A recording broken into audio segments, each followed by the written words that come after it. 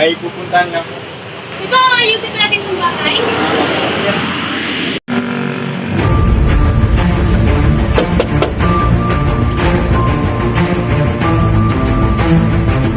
Papa, may nalakad.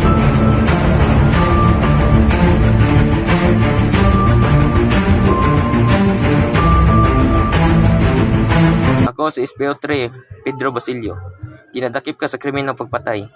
May karapatan kang hindi magsalita. Anumang sabihin mo ay maaaring gamitin sa iyo sa lahat ng korte ng Pilipinas. May karapatan kang kumuha ng sariling abogado. Kapag hindi mo kayang bayaran ang isang serbisyo ng abogado, maglalaan ng gobyerno ng isa para sa iyo. Naiintindihan mo ba lahat ng karapatang ito?